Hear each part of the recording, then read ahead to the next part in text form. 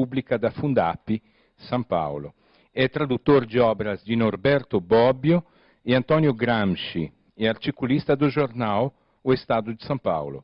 Autor de numerosos ensaios e livros, entre os quais Em Defesa da Política, editora Senac, 2001, Um Estado para a Sociedade Civil, Cortês, 2004, e Potência, Limites e Seduções do Poder, Unesp, 2008. Após a exposição do tema, o convidado responderá às questões colocadas pelo público. Portanto, teremos uma sessão de debates. Pedimos, por favor, de desligarem os celulares e, sem mais, vamos chamar ao palco Marco Aurélio Nogueira para dar início à palestra de hoje. Vamos recebê-lo, como sempre, calorosamente.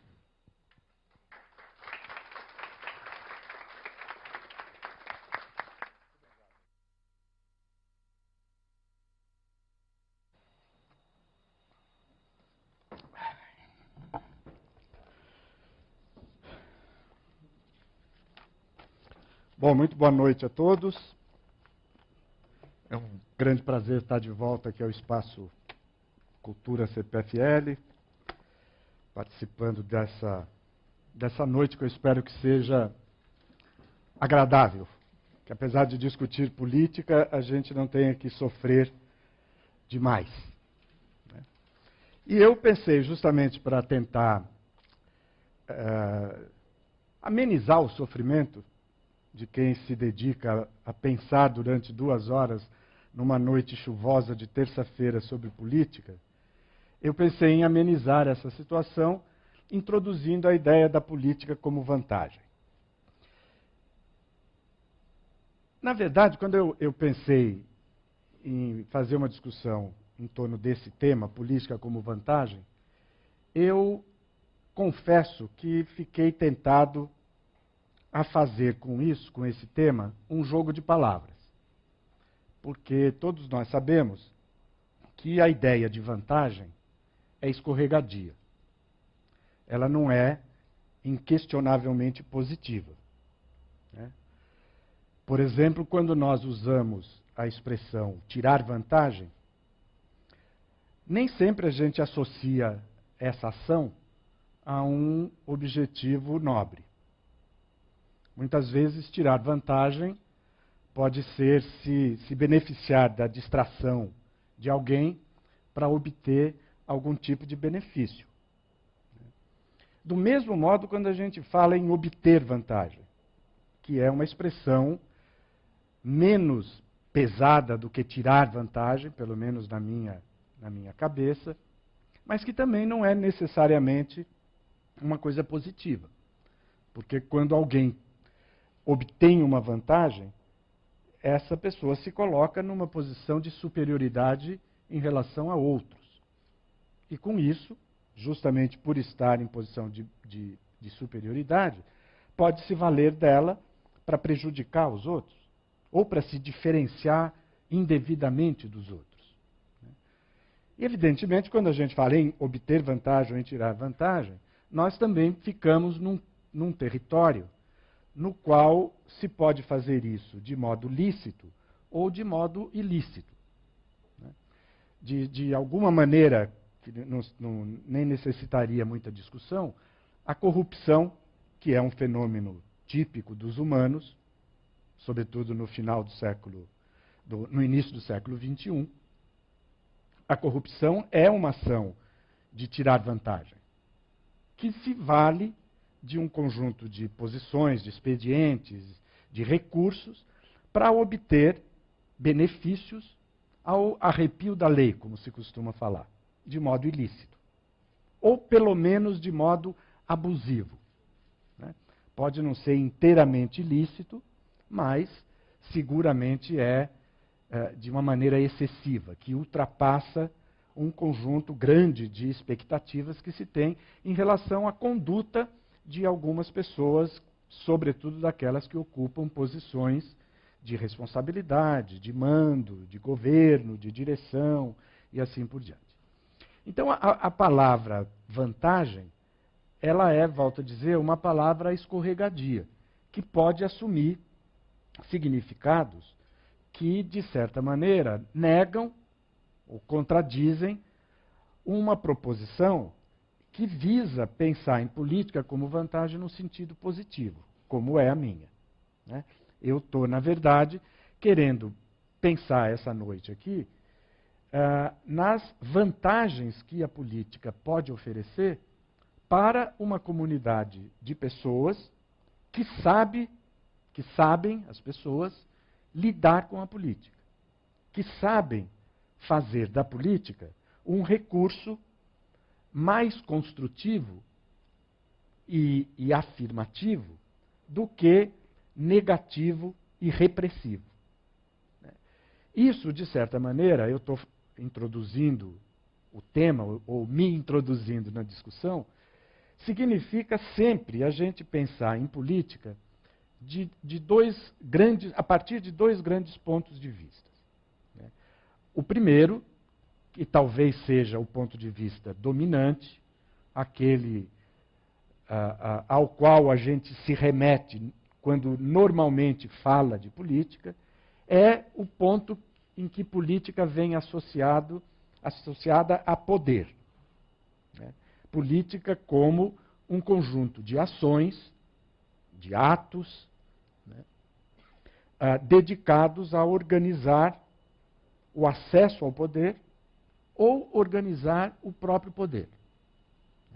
Então, quando se disputa uma eleição ou quando se exerce o governo, se está fazendo política nesse sentido, objetivando a conquista do poder, o manuseio do poder, o uso do poder, e por isso, evidentemente, nesse caso, a política é uma grande vantagem. Ou seja, a política é algo dedicado a produzir vantagens. Por exemplo, no caso de políticos, os políticos, sobretudo quando estão em campanha, têm como meta o alcance de votos, o alcance de prestígio, de aplausos das multidões.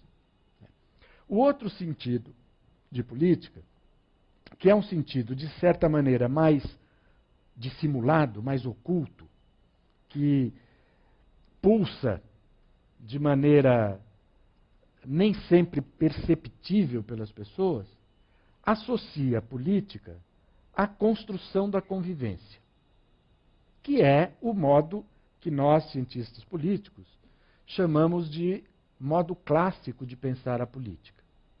Clássico porque ele foi definido, apresentado à história, muitos séculos atrás, na Grécia, pelos filósofos da escola platônica e aristotélica, que foram os filósofos que associaram, inclusive do ponto de vista do léxico, do vocabulário, do ponto de vista, portanto, etimológico, a palavra política a bem comum.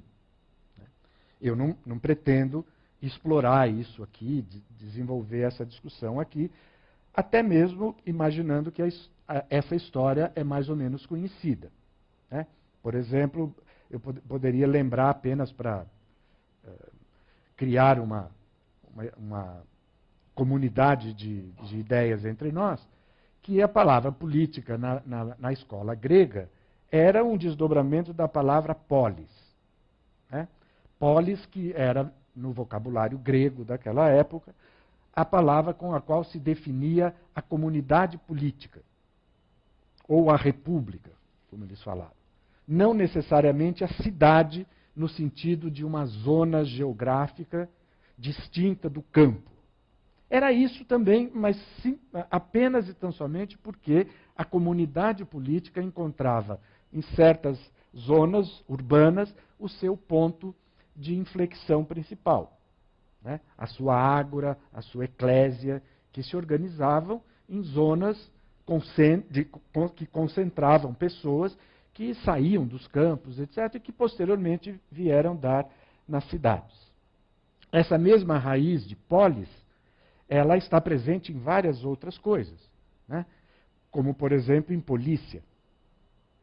Nós, ocidentais do século XX, do século XIX, sei lá de quando, é que associamos polícia à repressão. mas a polícia é uma palavra que tem a ver com a ordem da comunidade, né? Então, a polícia e a política são coisas parecidas que têm a ver, são atividades que têm a ver com a construção da convivência, com a possibilidade de fazer com que pessoas que têm pensamentos distintos, gostos distintos, ideias e interesses distintos, consigam conviver sem se liquidar reciprocamente, né? Então, é essa operação, que aparentemente é simples, mas que é extremamente complicada, a que se dedica a política. A política, então, mesmo quando passa pela conquista do poder, é um conjunto de atividades voltadas para a organização da convivência entre pessoas. E é evidente, é fácil de pensar por um exercício meramente lógico, que quanto mais distintas e diferenciadas são as comunidades, quanto mais complexas, quanto mais numerosas são as comunidades, mais esse esforço para organizar a convivência é difícil. Então, a gente pode comparar uma comunidade tribal com uma comunidade urbano-industrial, né? A comunidade tribal é igualitária, praticamente não tem distinções sociais, a não ser as de gênero e as etárias, né? Ou as de funções simbólicas, enquanto que as comunidades urbano-industriais são invariavelmente diferenciadas, plurais, fragmentadas, dinâmicas, com muitas demarcações de grupo, de classe, que não são apenas as de gênero e as etárias, né? Então, fazer política numa comunidade, ou pensar a política numa comunidade simples, é um exercício muito mais simples do que fazer isso em sociedades complexas, fragmentadas.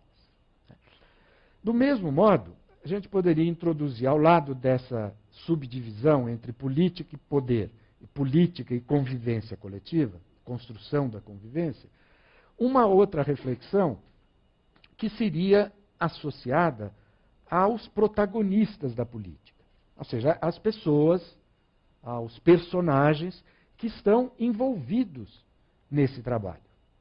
E para fazer isso, a gente poderia fazer uma divisão meio banal, que aparece em todos os lugares, e especialmente nas sociedades mais desenvolvidas. Nós temos 4 grandes protagonistas: cidadãos, as pessoas de modo geral, os políticos, os governantes e os técnicos e funcionários. São 4 grupos de pessoas que fazem política, cada um desses grupos, com um conjunto de expectativas e de metas. O que, por exemplo, desejam os cidadãos da política? O que eles esperam que a política forneça a eles? O que fazem, o que pensam, o que desejam os políticos, os governantes, os servidores, né? Essa é uma discussão que também tem uma história bastante longa, né? Todos os grandes pensadores, desde lá a velha Grécia, se dedicaram a teorizar sobre isso, a falar sobre isso. E nós, na nossa vida comum, também consideramos essas coisas. Por exemplo, para um cidadão, a maior expectativa, evidente que nós podemos ficar horas discutindo isso, mas tentando encontrar uma forma de qualificar esses personagens, eu poderia dizer que, para os cidadãos, a grande expectativa é encontrar na política uma forma de obter felicidade, de obter segurança, de obter condições de viver bem a vida, né? Com justiça, sem muita desigualdade e assim por diante, né? Então, a ideia de felicidade, segurança, né, de boa vida, como falavam os gregos, de vida boa, né, é o que esperam os cidadãos. Os políticos, por sua vez, não esperam isso, né?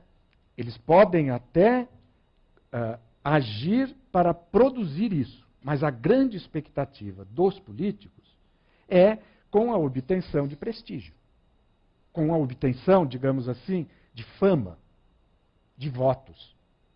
Né? Do mesmo modo que os governantes.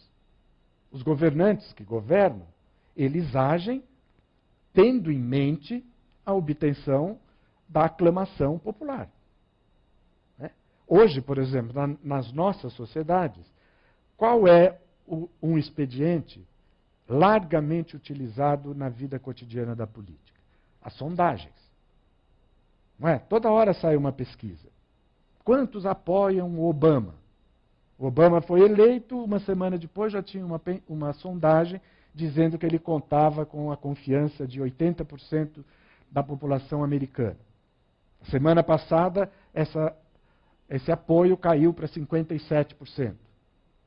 Né? A mesma coisa, o monitoramento que certos institutos de pesquisa fazem do público, do eleitorado, dos cidadãos, tem a ver, entre outras coisas, com essa necessidade que os governantes têm, os políticos têm, de obter o aplauso das multidões, o reconhecimento das multidões.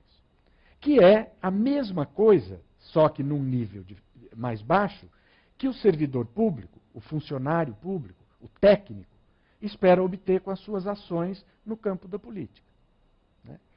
O funcionário público quer que a sua ideia, a sua proposta de política pública para a educação, por exemplo, seja reconhecida, tanto pelo usuário, né, por aqueles que se beneficiam do que ele inventou e organizou, como dos seus pares, dos seus colegas de trabalho. Assim como num mundo dominado pela ciência, como é o nosso, os técnicos governamentais também esperam obter reconhecimento da academia. Né? Até porque técnicos e acadêmicos se misturaram muito na vida atual. Né? Então há um sentimento, uma expectativa de obtenção de reconhecimento que poderá levar esse técnico a uma outra etapa da sua vida, né? Por exemplo, sair do serviço público e trabalhar num grande banco internacional, como muitas vezes acontece no Brasil e em outros países, ou então obter uma promoção numa linha de carreira dentro do serviço público. Né?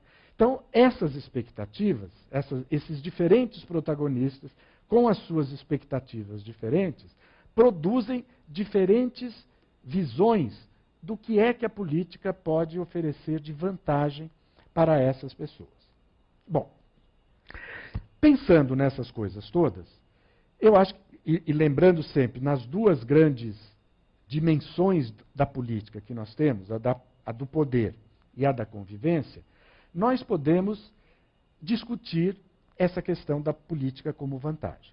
Né? Sem considerar essas diferentes, essas nuances e esses pontos, nós não podemos resolver a questão de saber se a política é de fato uma vantagem para a comunidade ou se é, como aqui mesmo nesse espaço nós discutimos a semana passada, um problema para a comunidade. Né? Talvez a resposta esteja no meio. A política é tanto um problema quanto uma vantagem, tanto um problema quanto uma solução para as comunidades humanas. Esse modo de pensar poderia nos levar, deveria nos levar a uma dimensão que exploraria ou colocaria numa linha hierárquica superior a ideia da política como convivência. Se eu penso a política à grega, como faziam os gregos, eu sou, também por uma imposição lógica, obrigado a chegar a uma afirmação, que é a afirmação de que se a política é a arte da convivência, a arte de tornar possível a coexistência de pessoas que pensam diferente, que são diferentes, então, se é isso, então todos são políticos. Né? Ou, se a gente quiser ser um pouco mais rigoroso, todos deveriam ser políticos. Todos deveriam se dedicar a essa arte.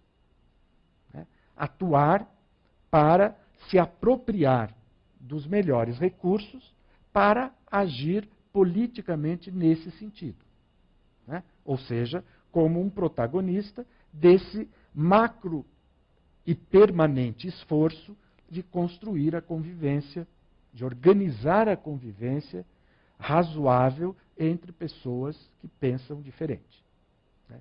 Bom, se é verdade que todos são políticos, olhando desse ponto de vista, não é verdade, porém, que todos são políticos o tempo todo.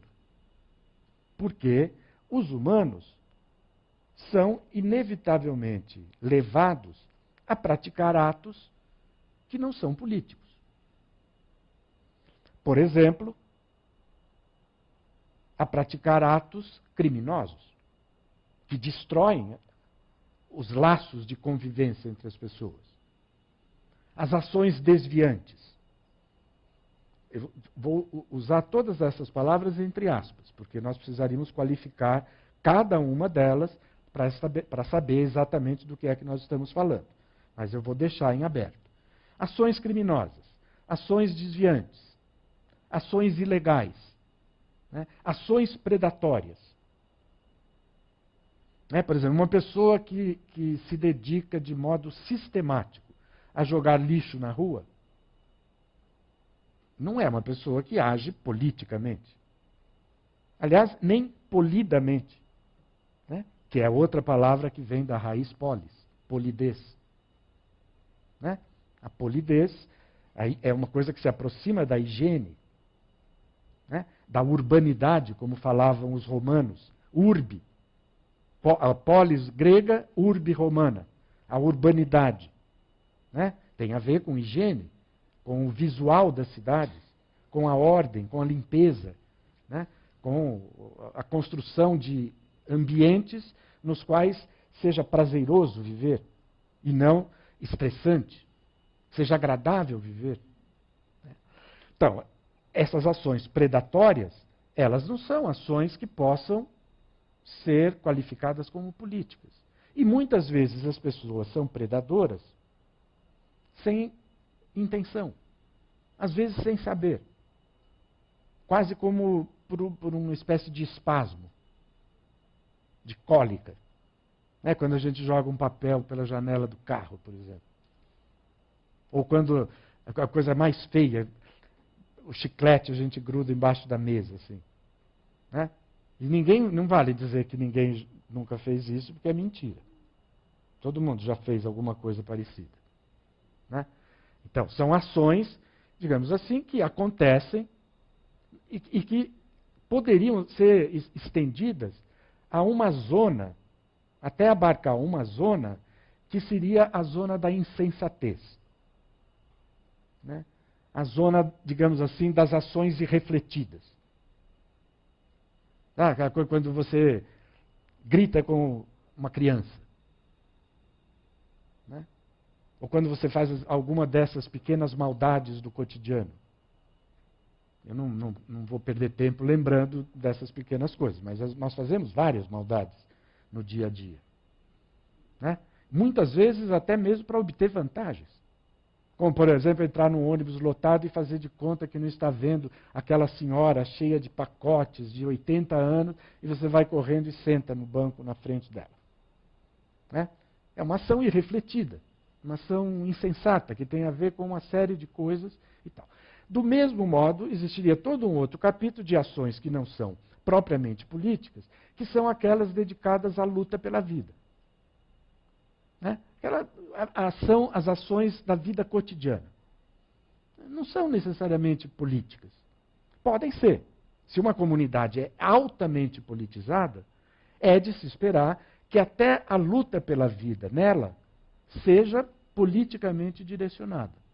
Ou seja, direcionada para não prejudicar ninguém naquele afã de conseguir êxito no que diz respeito à própria vida pessoal de cada um. Em sociedades que são ou muito atormentadas por questões sociais, ou muito mal educadas politicamente, ou que estão passando por alguma crise social aguda, o déficit de condutas políticas tende a ser muito alto. Ou seja, as condutas políticas tendem a diminuir. Né? Então, são em sociedades, ou em momentos das sociedades como esses, que aumentam, por exemplo, as ações violentas, os crimes, as grosserias, a voz fica mais alta, as pessoas não falam umas com as outras, mas gritam. Né? O estresse é muito grande. Esse estresse no sentido, uma explosão verbal, né? Que tem a ver com uma grosseria. Você falar de maneira indevida com uma outra pessoa, num tom acima do que seria necessário para que ela te ouvisse. Gestos, algumas brigas completamente estúpidas. Brigas de trânsito, por exemplo. Como é que alguém pode bater o carro e sair querendo matar o outro? Né? Tem que ter alguma coisa nessa relação, nesse ambiente, que possibilita, que torna possível, que impele as pessoas a ver nos outros um inimigo, e não alguém com quem ela é obrigada a conviver, mesmo que não goste. Porque a vida em sociedade é eminentemente um sacrifício. Né? Não é gostoso viver com pessoas de quem a gente não gosta. Aliás, ninguém é obrigado a gostar de ninguém, salvo da mãe. Acho eu, talvez do pai, vou falar por mim. Né? Ninguém é obrigado a gostar de ninguém. Mas nós temos, por obrigação, que nos suportar. Porque senão a existência fica inviável. Né? Então, essa condição, essa capacidade de nos suportar, exige urbanidade, polidez, educação, etc., etc. E, acima de tudo, exige um desarmamento do espírito das pessoas suficientemente forte para impedir que elas queiram se sobrepujar aos outros. Ou seja, que elas consigam tolerar certos limites e certas restrições à vida de cada um. Bom, isso tudo, evidentemente, é muito bonito de se dizer e muito difícil de se viver. Né? A vida é sempre uma luta. E a política é, por extensão, um ambiente de luta. Mesmo quando nós pensamos na política como convivência, como um ato, uma predisposição que produz vantagem para a comunidade, ela é luta. Porque, por exemplo, a tolerância recíproca exige sacrifício. E, portanto, nós esbravejamos. Né? Nós esperneamos. Nós queremos participar da decisão para estabelecer até onde eu posso ir e até onde eu tenho que suportar os outros. Né? Aquela velha questão dos controles, né? Dos limites, que fazem parte da vida sempre. E nós, humanos evoluídos, né, temos que trabalhar com essas coisas. Quando nós saímos dessa visão soft da política e vamos para a visão hard, a da política como poder, evidentemente as coisas se complicam. Né? E aí nós temos que imaginar recursos adicionais para estabelecer limites e controles. Porque até certo ponto, se nós descolamos o poder da vida, né, da vida social, e pensamos no poder isoladamente, nós seremos obrigados a reconhecer que todo poder é ilimitado. Por definição, o poder é ilimitado. A natureza do poder é a do acúmulo constante de mais poder. Né? Não é possível um poder que se autocontrola. Né? Então, numa comunidade, a comunidade precisa encontrar formas de controlar os poderosos. No mínimo, para conseguir respirar, mesmo diante deles, mesmo com a presença deles. Supondo sempre que não é possível uma comunidade sem núcleos organizados de poder. Nós podemos até imaginar isso, fantasiar a esse respeito, numa linha mais anárquica e libertária, mas a vida tem até hoje nos indicado que o poder é uma constante. Né? Se é uma constante, nós temos que encontrar na comunidade formas de fazer com que ela atue, com que ela haja, com que ela se organize para, no mínimo, se contrapor ao poder de modo a controlá-lo, a limitá-lo, a humanizá-lo. Né? E isso significa introduzir mecanismos na vida social que cheguem a contagiar aqueles que ocupam os cargos de poder. Né? Os políticos, os governantes, os chefes, os pais. Nós não precisamos, quando nós pensamos no poder, nós precisamos pensar só nos governantes. Nós podemos pensar de maneira ampla, todos aqueles que têm poder. Os pais, né? Que é aquela coisa mais, aparentemente, mais neutra que se possa imaginar. Os pais podem ser carrascos, podem ser terríveis, podem produzir lacerações na alma das crianças que não têm cura jamais. Todos nós sabemos disso. Né? Não precisa, depois de Freud, isso ficou fácil. Não é? O poder que um pai tem, tanto de destruir, quanto de afirmar positivamente, de construir uma criança, um filho, é enorme. Professores, padres. Né? A gente, por exemplo, padre a gente sempre imagina que são uns anjos no céu. Né? Agora, e um padre que não é bom? O estrago que ele faz numa comunidade? Porque é evidente que tem padres que não são bons. Assim como tem militares que são bons e outros que não são, políticos, professores e assim por diante. Né? Então, todas essas personagens, esses personagens que têm poder, precisariam tanto estar contagiados pela ideia de que o poder precisa chegar a um ponto, a um limite, como precisariam também ser vigiados pelos outros, por aqueles que sofrem o poder. E essa é, sem dúvida nenhuma, a grande dificuldade das comunidades humanas. Né? Limitar o poder, controlar o poder, fiscalizar o poder, sobretudo levando em consideração que há uma espécie de mola no poder, que é essa mola da acumulação permanente, de mais poder, da busca de mais poder. Essa é uma famosa frase de um filósofo inglês chamado Thomas Hobbes. Se há algo que define o poder, é a busca constante de mais poder. Né?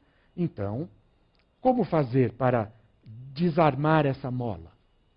Né? Evitar que ela se manifeste o tempo todo, incomodando e fazendo dos poderosos uma casta distinta dos outros e contra os outros. Em vez de prestar serviços aos outros, os poderosos, se soltos completamente, acabariam esmagando os outros, perturbando os outros, incomodando, prejudicando os outros.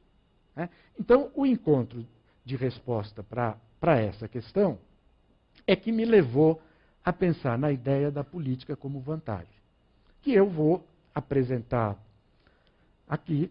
Não tem nenhuma grande...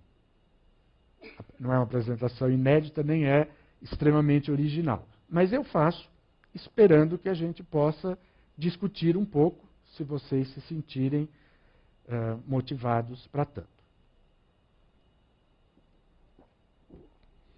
Bom, para apresentar a ideia da política como vantagem, dizer por que me parece que a política, entendida como arte da organização da coexistência entre pessoas diferentes, é um artifício fundamental para as comunidades humanas, eu, levando em conta o caminho que eu fiz até agora, eu precisaria encontrar aqui uma espécie de zona de conforto para que eu pudesse fazer essa afirmação. seja, porque eu fiz um rápido passeio pela política, por ideias de política, e fiquei na minha frente com coisas contraditórias, multicoloridas, muitas ideias, poder. Bom, qual é a minha zona de conforto? Ou seja, quais são aqueles elementos que são inerentes à política e que podem ser maximizados, reforçados, né, para impulsionar a política nessa direção. Então, como isso aqui é um exercício de livre pensar, eu imaginei a minha zona de conforto composta por um tripé, né, por um triângulo que me daria condições de proclamar o valor da política. Esse triângulo tem numa ponta o diálogo, ou seja, aquilo que os gregos mesmos usaram para definir a política como atividade humana. O homem como animal político. Né? Os gregos diziam, o homem é um animal político, é o único animal que fala. E, portanto, por falar, ele é capaz de dialogar com os outros e, portanto, pode construir, né, a vida comum. Então, num ponto, o diálogo. No outro ponto, a argumentação. E no outro ponto, o convencimento. Se eu maximizo, se eu exagero, se eu reforço essas três coisas, eu tenho condições de postular a política como vantagem. E dizer assim, por exemplo, né, se nós conseguirmos estabilizar na nossa coexistência, sobretudo nas relações que envolvem poder, que envolvem diferenças, que envolvem luta pela afirmação de interesses, esse tripé, o diálogo, a argumentação e a persuasão, o convencimento, né, eu consigo ter uma comunidade, digamos assim, que não opera mediante jogos de soma zero, em que alguém necessariamente tem que perder. Mas eu posso imaginar comunidades que jogam com resultados positivos, em que todos, de algum modo, ganham alguma coisa, mesmo nos piores confrontos. Por exemplo, a mais árdua campanha eleitoral não precisa necessariamente terminar com a vitória de um e a derrota humilhante dos outros.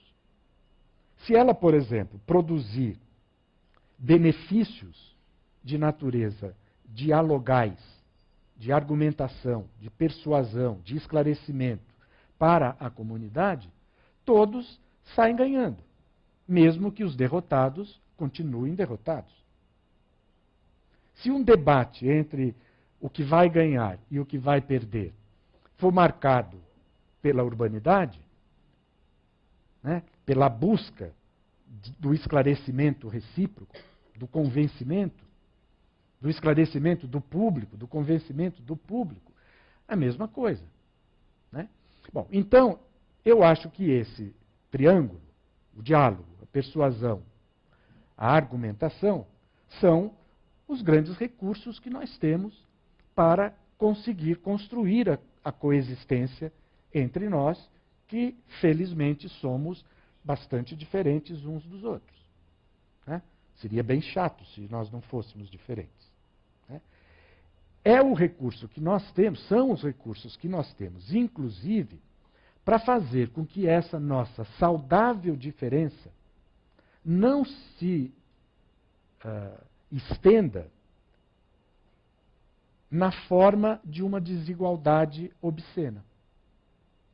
Né? Porque uma coisa é nós falarmos em diferença, outra coisa é nós falarmos em desigualdade. Diferença é diferença. Desigualdade é outra coisa. Né? A desigualdade, por exemplo, não tem a ver necessariamente com a afirmação da particularidade ou da personalidade de cada um. Tem a ver com o modo como cada um se relaciona com a riqueza de uma comunidade. seja essa riqueza a riqueza material, seja essa riqueza a riqueza jurídica, por exemplo, os direitos. Numa comunidade em que todos têm direitos, né, a desigualdade jurídica é baixa. Né? Do mesmo modo, numa comunidade em que todos têm uma relação, uma proporção razoável, ainda que diferenciada, da riqueza material, não é necessariamente uma comunidade desigual. Né? Então, a diferença, e a desigualdade, elas são questões que precisam ser encaminhadas, e eu postulo que o diálogo, a argumentação, pode fazer com que a diferença seja preservada, eventualmente valorizada, sem que se desdobre em aumento da desigualdade. É um exercício. Isso na vida prática, acredito, é o que tem marcado a trajetória da modernidade. A modernidade, essa aventura dos últimos 2 séculos, pelo menos, tem sido sempre mais diferenciadora e sempre mais igualadora. Né? Ainda que não sejam todos os países que estejam no mesmo patamar, tanto de diferenciação quanto de igualdade. Né? Então, aparentemente é um paradoxo que eu estou propondo. Mas eu acho que é um paradoxo válido que nos faz pensar. Né? Quando, por exemplo, no mundo atual, nós não só defendemos, como consideramos um valor a individualidade, eu sou eu e vocês são vocês, muito prazer, né? Nós estamos seguindo uma fantasia moderna, a fantasia dos indivíduos soberanos, né? Dos indivíduos que têm as suas expectativas, os seus desejos, as suas pulsões, as suas fantasias, e que não podem ser reprimidas a não ser a partir de um ponto em que elas se tornam perturbadoras para os outros. Então, a defesa da individualidade é a defesa da diferenciação. Assim como a defesa das distinções de idade. Os jovens, a terceira idade, a valorização da terceira idade, ou dos anciãos, né? São coisas que têm a ver com isso. Antes dessa etapa, jovens e velhos não existiam socialmente. Né? Seria mais correto até a gente introduzir a mulher antes. Porque até 100 anos atrás, as mulheres não existiam socialmente. Elas eram uma coisa opaca. Elas serviam para reproduzir e cuidar da casa, cuidar dos guerreiros, né? Da reprodução da vida dos guerreiros. Claro que eu estou exagerando, mas não estou exagerando muito. Né? Quando é que as mulheres se tornam figuras do direito? É muito recente. Quando que elas podem votar? Né? No Brasil é nos anos 30. E o Brasil é pioneiro no mundo. Né? Vários outros países, acho que até hoje ainda não têm as mulheres como figuras da cidadania. Sobretudo da cidadania política. Né? Bom, então, essas diferenciações, elas são frutos da modernidade. E, muitas vezes, elas se fizeram aumentando a desigualdade. E o grande objetivo da modernidade democrática, da modernidade que olha para o futuro, é encontrar uma forma de desarmar essa bomba. Ou seja, continuar tendo a diferenciação, mas reduzir a desigualdade. Né? É assim que a humanidade tem progredido, tem avançado. Bom, então, por que a política pode ser pensada como vantajosa, olhando as coisas a partir desse triângulo?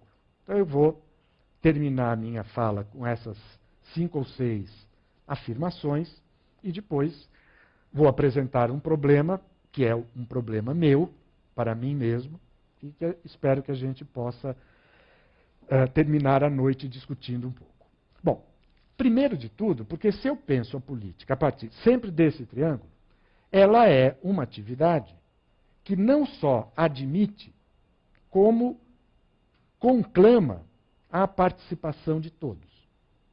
Ou seja, ela não pode estabelecer vetos.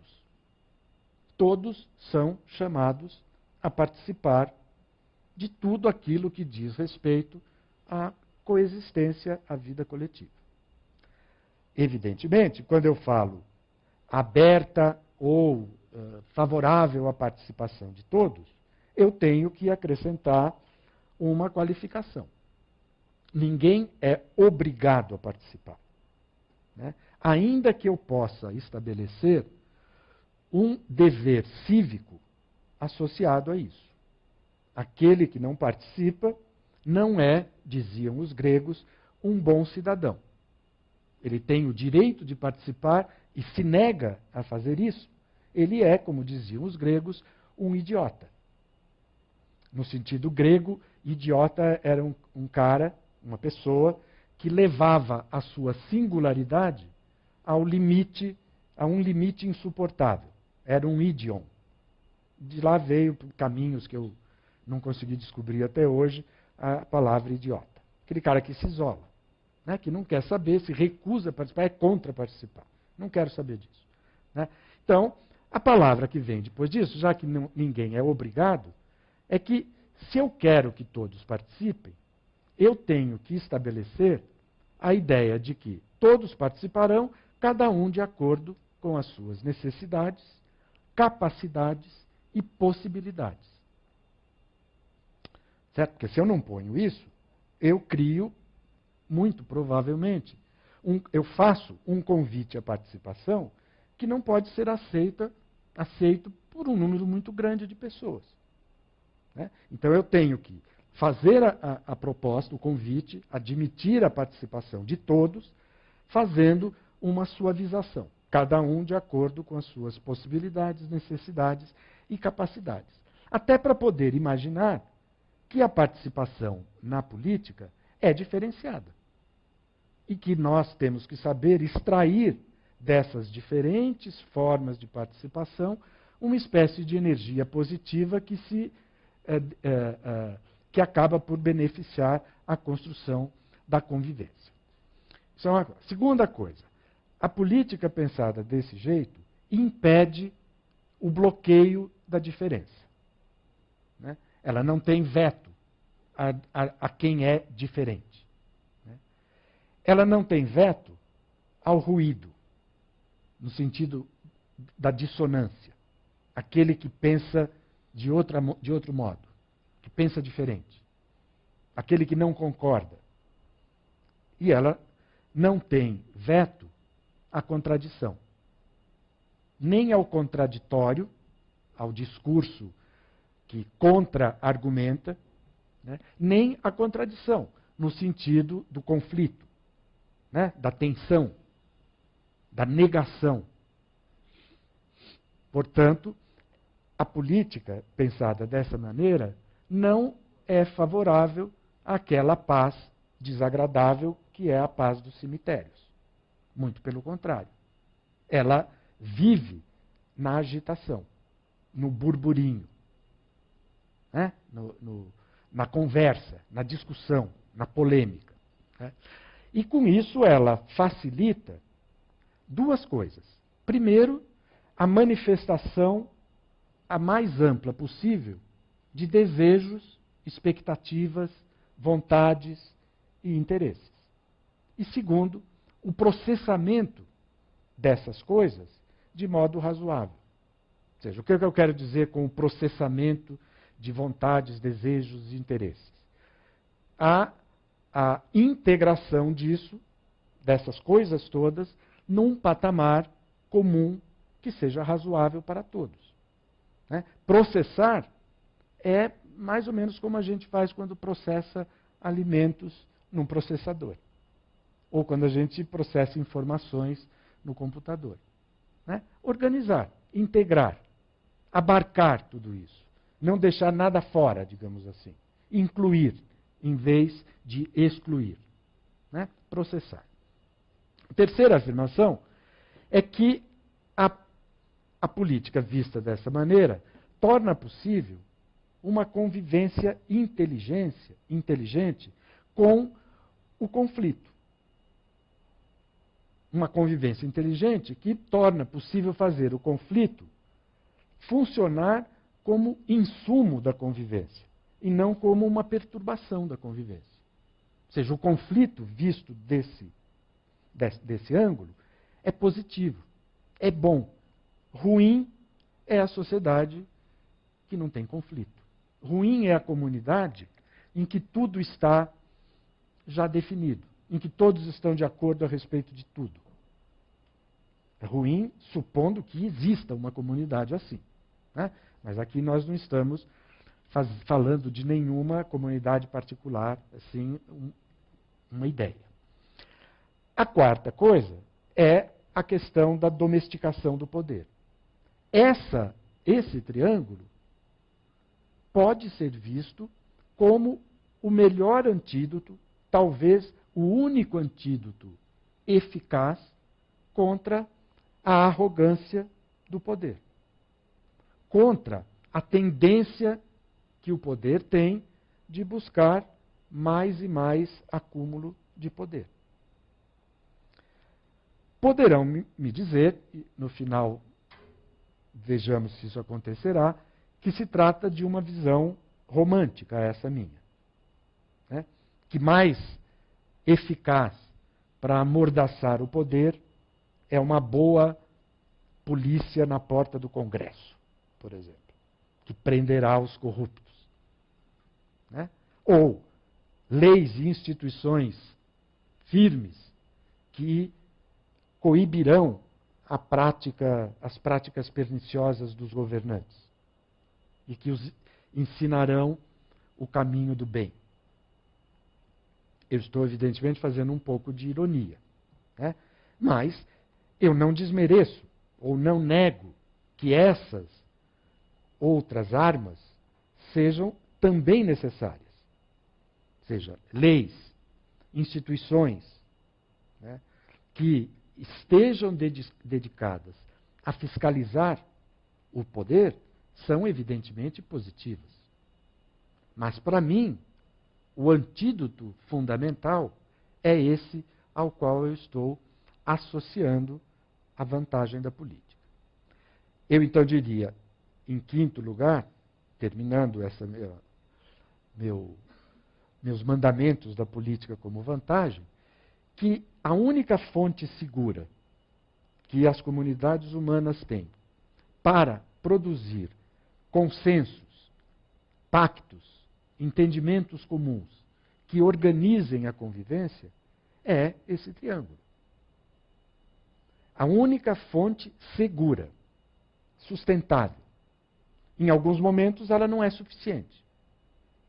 Em alguns momentos talvez sejam necessários mais elementos distintos desses, outros elementos que não esses, para garantir um pacto. Como, por exemplo, a celebração de uma Constituição.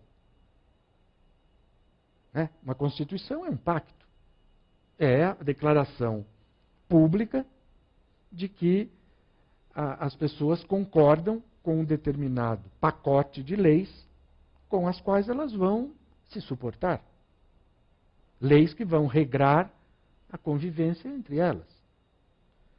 Muitas vezes as constituições existem e precisam ser impostas pela força a pessoas que se recusam a cumpri-la.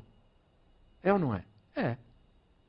Né? A justiça, em boa parte, existe para isso. Né? Se você não paga o imposto que deve, você vai preso. Você pode fugir, evidentemente. Né? Se a Constituição diz que você tem direito a isso, aquilo, você pode reivindicar o cumprimento desse direito e punir aqueles que te tiram o direito. A Constituição diz que toda criança tem que ir à escola a partir dos 7 anos.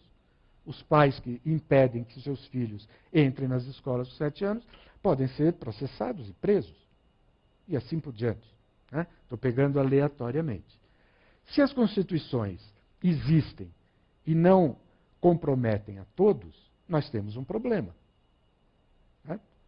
Temos um problema. E as constituições, felizmente, são peças móveis que são refabricadas o tempo todo ao longo da experiência de uma comunidade. Bom, eu termino colocando uma dificuldade, que é uma dificuldade que eu tenho de resolução teórica, mas acho que é uma dificuldade de ordem prática. Essa visão de política, apoiada nesse tripé, que é uma visão fundamentada, portanto, voltada para o diálogo, a discussão, a interação, ela é exigente. Ela impõe, digamos assim, ela faz muitas solicitações para as pessoas. Eu pensei aqui em 2 grandes blocos de solicitações e vou encerrar a minha fala com esses 2 blocos. Um é menos importante, outro é mais importante. Ambos são muito difíceis. O menos importante é aquelas exigências que dizem respeito à qualificação das pessoas para a participação. Quais solicitações? Posse de informações, disponibilidade de tempo, disposição para participar, vontade de participar, interesse, e uma espécie de espaço existencial para fazer isso. Eu digo que não são tão importantes porque eu acho que o segundo bloco é muito importante. Mas se eu paro para pensar, essas coisas são muito importantes. Numa sociedade, por exemplo, como a nossa, Campinas, São Paulo, pior ainda, como é que nós podemos exigir que as pessoas participem se elas, por exemplo, gastam muito tempo para se deslocar de casa para o trabalho? E muitas não têm dinheiro para comprar jornais e se informar a respeito das coisas. Aí nós chegamos e falamos, não, o orçamento participativo resolve. Bom, mas por que as pessoas no orçamento participativo vão ser mais qualificadas do que outras? São as mesmas pessoas. Elas podem ter as mesmas dificuldades para acumular informações, acessar informações, ter tempo, disposição. A vida é dura. Então, ela não é um bloco de exigências tão pouco relevante assim. Ela pode numa sociedade cortada por diferenças, isso pode representar um empecilho para a participação mais ampliada. A participação ficará sempre restrito a certos núcleos, nichos, camadas de lideranças ou de pessoas que estão querendo passar da condição de cidadão para a condição de políticos profissionais, vamos dizer assim. Que é, até onde a gente tem lido, o que acaba acontecendo com muitas experiências de gestão participativa, orçamentos participativos. Começa com 300, 2 anos depois tem 15 pessoas que são as pessoas querendo ser candidatos a vereador nas próximas eleições. Eu não estou dizendo que em todos os lugares, mas que isso é uma tendência. É mais ou menos como aquelas assembleias de decisão que começam com milhares de pessoas e vão diminuindo, ficam 50 pessoas decidindo o destino de milhares de pessoas. Então, é um bloco. O segundo bloco, que é seguramente muito difícil, é o mais importante. E eu acho que é aí que a coisa engasga. É o bloco da solicitação para que grupos e indivíduos saiam de si, ultrapassem o seu horizonte particular e admitam os outros. É uma solicitação que pede, assim, a superação do particularismo, do interesse particular. E aí, nós temos um problema complicado, porque nós somos, na Terra, pessoas com interesses. É bobagem, ilusão achar que não é assim. Cada um de nós tem um lote de interesses, que são, inclusive, dinâmicos. Então, alguns são permanentes, como, por exemplo, a busca constante da felicidade, e outros são dinâmicos. Eu quero ganhar mais. É legítimo. É razoável e ineliminável. Sempre será assim. Eu quero ganhar mais, eu quero ter mais conforto, eu quero ter mais isso, mais aquilo. Né? Então, como fazer para que essas coisas que integram a nossa espinha dorsal sejam, eu não digo arquivadas, mas postas vis-à-vis aquilo que se costuma chamar de interesse geral? Né? Essa é a grande solicitação. E é seguramente a mais difícil de ser atendida. E é onde as comunidades freiam. É onde a crise se manifesta de maneira mais aguda. Quando nós, e essa é a última frase, trazemos essas ideias para o contexto em que a gente vive, né, e eu pego uma ideia que foi discutida aqui a semana passada, e digo que a nossa forma de vida está nos roubando, como pessoas, a capacidade de pensar o futuro coletivo, de pensar o futuro coletivo, eu vejo como essa tensão entre o interesse particular de cada um de nós, dos nossos grupos, das nossas associações, das nossas subcomunidades, né? Essa tensão entre os interesses particulares e o interesse comum tende contra o interesse comum. Porque o interesse comum, ele depende dessa possibilidade de projetar um futuro coletivo. Se isso está momentaneamente, espero, neutralizado ou dificultado na vida atual, nós temos um problema com a fixação dos parâmetros para a afirmação do interesse comum. E nós ficamos vendo a política ser feita em função de interesses particulares. Sejam esses interesses os dos partidos, sejam os dos governantes, sejam os dos grupos que estão mais bem organizados na sociedade.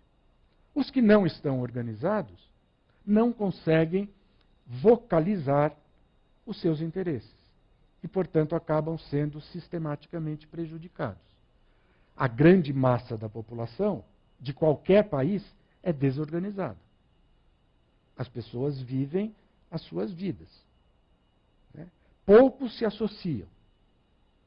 Portanto, se não há uma força coletiva, né, mesmo que simbólica, se afirmando sobre as forças particulares, a maioria sai prejudicada. E eu, então, termino dizendo, para mim, essa ideia da política, diálogo, argumentação, persuasão, é um antídoto. Sabendo fazer uso dele, nós temos mais chances para, no mínimo, acuar o poder e os interesses particulares mais agressivos que acabam nos prejudicando de uma maneira ou de outra. Obrigado.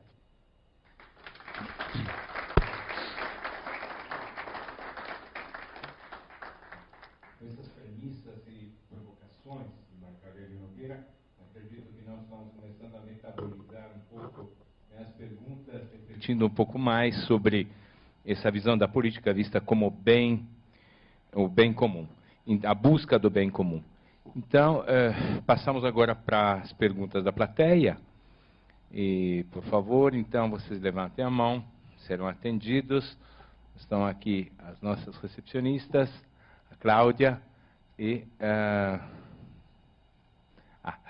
exatamente.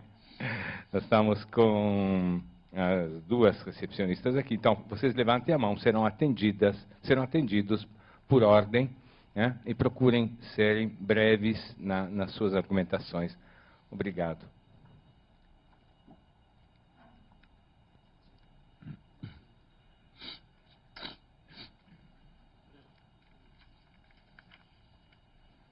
Boa noite, Marco. Tudo bom? Bom, mais uma vez você recebe só para encucar a cabeça da gente. Mas acho que a primeira pergunta que eu ia fazer, acho que você quase matou na última coisa.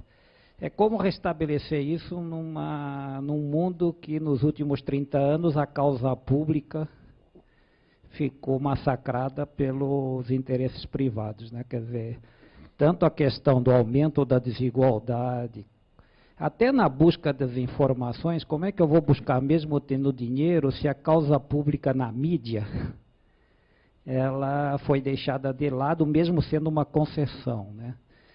Quer dizer, como eu restabeleço agora no mundo de hoje o interesse e a lógica da causa pública, né? Então essa seria a primeira coisa, até para poder fazer esse tipo de política, né, como prática da busca da diferença, contato com a diferença. A segunda coisa seria, uma vez que a gente já dialogou sobre isso, quer dizer, se os agentes do Estado e o próprio Estado, por exemplo, você tem a Constituição em cima, e essa Constituição não compromete as pessoas, quer dizer, um país como o Brasil, no cotidiano, é o total desrespeito ao que está escrito na Constituição de 80, né? De 88, né? Direitos sociais, principalmente, né? Que eles sempre ficam submetidos à viabilidade econômica, apesar de estarem escritos na Constituição. Os próprios agentes do Estado, cada vez mais nos jornais, a gente está vendo que estão banhados também pelos interesses privados, a polícia na corrupção, no narcotráfico, as milícias, etc, etc.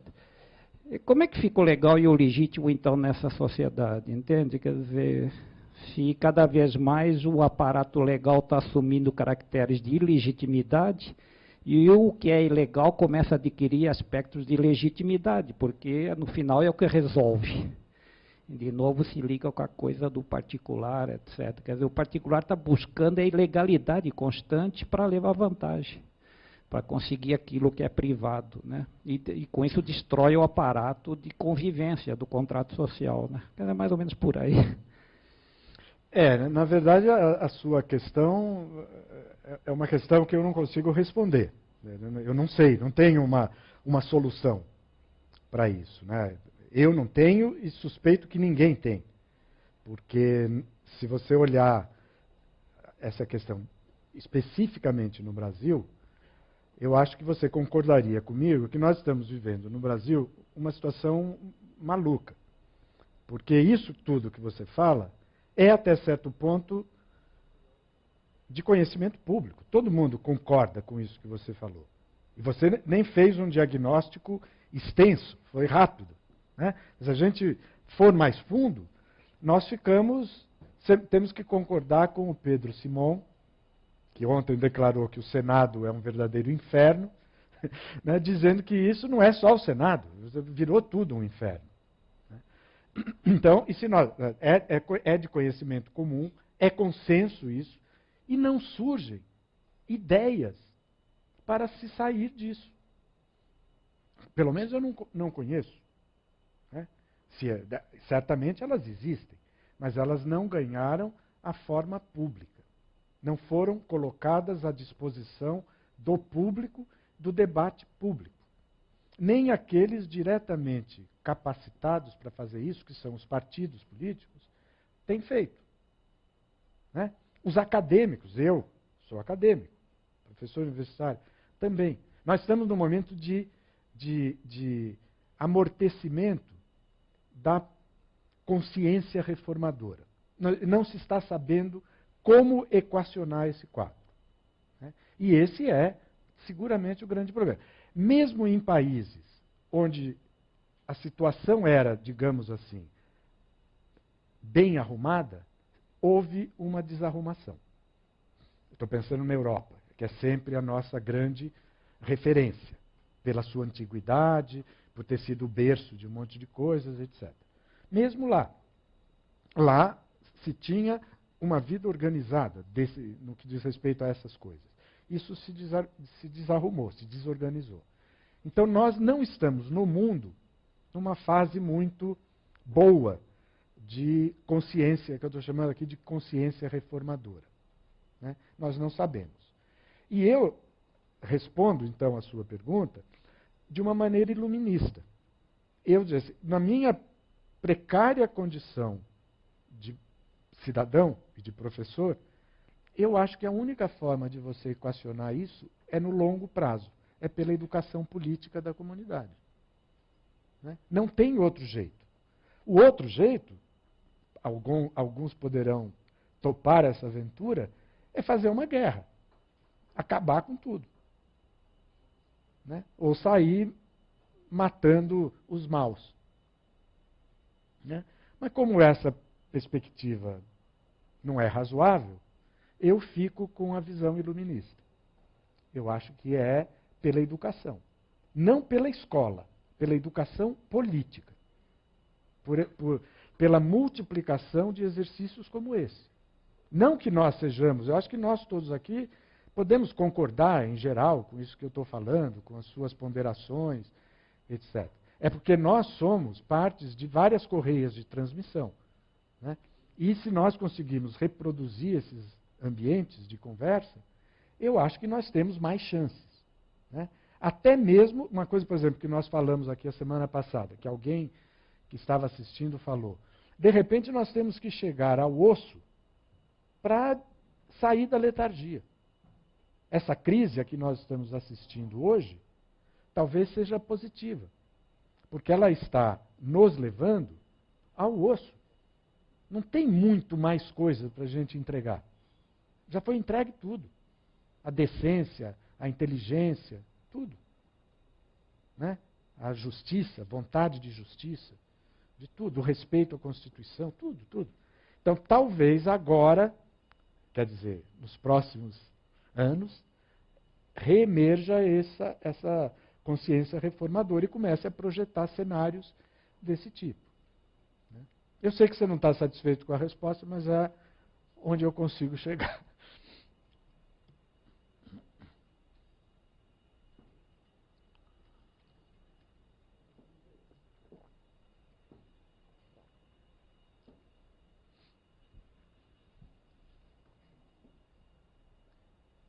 Boa noite. Eu gostaria de fazer duas perguntas. A primeira tem a ver com o fato da Constituição e, no nosso caso particularmente, que é um povo de um terço índio, um terço negro e um terço ocidental, a questão da legalidade da ordem jurídica fica questionável, né? Se torna questionável. A primeira pergunta seria, então, em relação à Constituição da Bolívia. Qual o seu parecer a respeito da nova Constituição da Bolívia? E a segunda seria em relação ao fato do romantismo que um autor critica em Marx, sabe? O senhor, há pouquinho, se mostrou receoso de se tornar romântico e falou do conflito como um aspecto positivo, mas quem mora em condomínios percebe-se facilmente como nós estamos muito longe da política, do exercício da cidadania, enfim. E eu acho que Marx foi mal entendido porque muita gente confunde o fato do exercício da cidadania de Marx com o exercício de pensar e da filosofia de Marx. Né? Mas a verdade é que existe realmente uma forma, e existe até um partido que tem uma proposta de mudança na maneira de como levar as pessoas a serem responsáveis mais pelos destinos das coisas, em vez de ficarmos presos a esse paternalismo, a esse culto ao paternalismo, sabe? O senhor falou do Pedro Simon, E realmente, há 30 anos que eu vejo o Pedro Simon sempre aparecer nas horas de conflito, mas eu nunca o vi aparecer numa hora de apontar uma mamata, de apontar um erro, de apontar um furo, sabe? Coisa que, por exemplo, a Heloísa Helena fez isso muito bem. E ela tem uma proposta que é o fato de colocar o Congresso e a Câmara dos Deputados para um serviço meramente fiscalizador e delegar esse poder de decisão e de legislação ao povo. Ou seja, nós teríamos uma participação realmente política, né, em vez de ter esse culto ao paternalismo. Eu gostaria de saber se não seria esse o caminho, por exemplo, para a gente começar aquela segunda parte da sua questão. Né? Não, certamente seria. Eu acho que nós... eu concordo com isso que você disse. E lembraria até por onde você começou. Quer dizer, eu acho que o fato de nós sermos brasileiros compostos de muitas experiências, né, eu acho que nos deu uma relação com a lei muito mais folgada do que em outros lugares. Né? E aí não é só porque nós fomos compostos por índios, negros e ocidentais. É pelo modo mesmo como foi feita a colonização, pelo tipo de clima, né, pela experiência, digamos assim, de convivência que nós estabelecemos aqui, né, pelo enxerto de vida ibérica na América, a transferência do iberismo para cá, uma série de coisas assim. Nós temos uma relação mais folgada com a lei. Né? Talvez um pouco das nossas dificuldades com a Constituição venham daí. Né? Tanto no sentido da desobediência àquilo que é fundamental, como a tendência que muita gente tem de driblar, de certo modo, a Constituição naquilo que é mais desagradável. Nós temos um problema com relação à lei. Isso também pode ser visto como uma vantagem para nós, porque muitas vezes a lei é inflexível demais e demora muito para acompanhar a mudança social. Por exemplo, você fala na capacidade de conviver com o conflito, né, que é a grande questão da política. Respeitar a diversidade, a diferença, né, e integrar todos, num condomínio, como você fala, por exemplo, que é uma coisa de minúscula escala, né, muito pequena, mas que pode ser pensado como um modelo, digamos assim, do que acontece na sociedade como um todo. Né. Nós temos muita dificuldade hoje para fazer esse processamento, seja porque há um alargamento muito grande dessa relação com a lei, há um descrédito em relação a isso, ou porque não se acredita na lei, ou porque não se acredita nos guardiãos da lei. Né? E, por outro lado, porque a tensão, as diferenças entre as pessoas estão sendo levadas a um ponto muito extremo. Né? É da natureza da época atual essa exacerbação das diferenças, né? Essa luta pela afirmação. Nós estamos num momento meio de passagem, olhando as coisas desse ponto de vista. Né? Onde, portanto, todo tipo de preocupação, como a que você falou aí, poderia produzir efeitos positivos. Né? Eu, quando falei do Pedro Simon, não estava querendo elogiá-lo.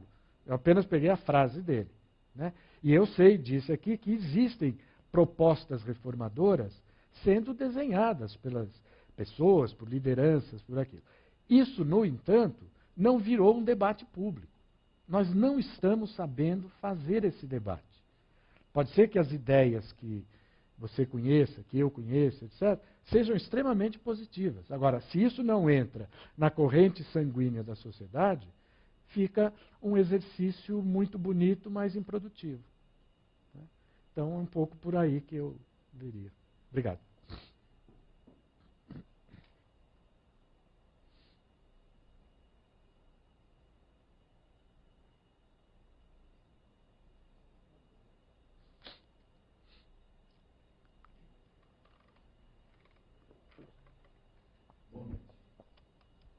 Em cima daquele inferno que sofreu do Congresso Nacional, eu vi um cientista político colocando que se eles continuam e permanecem, é porque o povo está de acordo com eles. Mas eu discordo no sentido de que nós estamos com um sistema eleitoral perverso. Quer dizer, esse sistema eleitoral existente, ele faz com que as cúpulas partidárias não saiam do lugar. Qualquer pessoa que tiver algum objetivo mais sério, uma política clássica, como o senhor colocou, ele é ético. E sendo ético, ele dificilmente vai participar de grupos. E sendo assim, ele não consegue participar de uma eleição. Então, no sistema eleitoral atual, vigente, as pessoas permanecem os mesmas, as cúpulas são as mesmas e os candidatos são os mesmos. E a população não tem como escolher. Agora, o ideal seria uma reforma política profunda. Esse seria o ideal. Mas a nossa população, infelizmente, não tem o preparo. Eu acho que a sociedade civil organizada é que seria o caminho para poder pressionar, para se mudar participar nessas reformas. Isso eu queria que o senhor dissesse sobre isso aí. Olha, eu concordo, digamos, com o tom geral do que você falou, embora divirja de algumas questões mais ou menos localizadas, né? Primeiro, eu diria assim, que eu também concordo com a sua observação de que quem disse que as coisas ficam como estão porque o povo gosta, eu não concordo com isso. Eu acho que o povo não gosta disso. A população não está, digamos assim, contente com a situação política, né? Com a situação de crise do Congresso, por exemplo, né? O problema é saber quais são as defesas que a população tem para agir, né? Que condições as pessoas têm de interferir nesse quadro. E eu digo das pessoas em geral, inclusive de nós aqui, que somos pessoas incluídas, que não temos grandes dificuldades, digamos assim, de pensar isso, né? Se a gente sai daqui e vai para 200 milhões de brasileiros, seguramente a situação complica muito, né? Sobretudo a grande parte daqueles brasileiros que tem que dedicar 24 horas do dia para sobreviver, né? Que tem a questão tempo muito mal distribuída, digamos, muito mal resolvida na sua existência. Então, isso é a primeira coisa. Mas eu acho que a crise, ela só se sustenta, se prolonga, né, seja na sua manifestação imediata, desse mal-estar no Senado, seja numa manifestação mais longa, que vem de mais tempo, esse mal-estar geral das instituições políticas, porque a política está, até certo ponto, dissociada da sociedade, né? Ela conseguiu, digamos assim, não que alguém tenha planejado assim, eu acho que as coisas levaram a que a política se descolasse da vida, né? Em parte, eu acho que isso foi provocado pela própria incapacidade dos atores políticos. Eles erraram. Em parte, se deve também a certos erros cometidos pelas próprias pessoas, escolhas que foram feitas. Por exemplo, o povo não tem sempre razão. Isso aí é uma bobagem, a gente achar que o povo sempre tem razão. O povo que elegeu o Collor, por exemplo, não tinha razão, para ficar num exemplo fácil. Foi um erro, né? Se o povo pudesse fazer autocrítica, ele tinha que fazer. O povo não pode. Ele pode se corrigir e, na próxima eleição, não reeleger, né? Então, ali cometeu-se um erro. Do mesmo modo que, em 64, as famílias que foram às ruas defender a tradição, a família, blá, blá, blá, blá, blá, cometeram um erro. E muitas dessas pessoas devem ter se arrependido quando os seus filhos, ou os amigos dos seus filhos, foram mortos pelos ditadores. Devem ter falado, não, mas não era isso que eu queria, né? Então o povo não tem sempre razão, erra. E muitas vezes são erros que produzem consequências graves para a comunidade em questão, né? Então eu acho que há isso daí. Você fala, e eu concordo, que uma grande reforma política seria fundamental. Acho que seria mesmo. Só que nós teríamos que abrir esse arquivo e colocá-lo na mesa. Porque não é fácil a gente dizer, o que é uma reforma política? Bom, depende. Temos que discutir muito isso. O fato de não estarmos discutindo já é um mau sinal. Porque essa questão está aberta pelo menos desde 87, quando a Assembleia Constituinte se constituiu, se estabeleceu. Por que ela não introduziu novidades políticas na Constituição? Bom, de lá para cá já tem, quanto? 21 anos. E nós escorregamos na questão política. Por quê? Porque nós não estamos encontrando formas de agarrar a política e colocá-la no cotidiano da nossa vida. A política é uma coisa que nos sobrecarrega. E, portanto, que a gente faz o possível para não ver. Né? Fazendo uma metáfora evidente. Né? É isso. A política não nos ajuda, porque ela não consegue sair dessa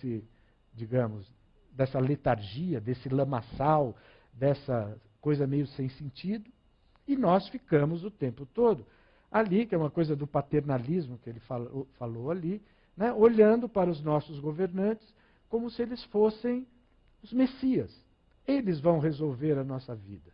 O presidente, o governador, o prefeito. Ou seja, é uma tragédia. Né? Então, é um problema. Eu concordo com a ideia da reforma política, mas digo assim, reforma política, sim. Porém, temos que abrir esse arquivo. Vamos discutir. Né? E não vamos nos iludir com a ideia de que a melhor reforma política do mundo será suficiente para resolver essas várias questões que estão associadas ao problema político.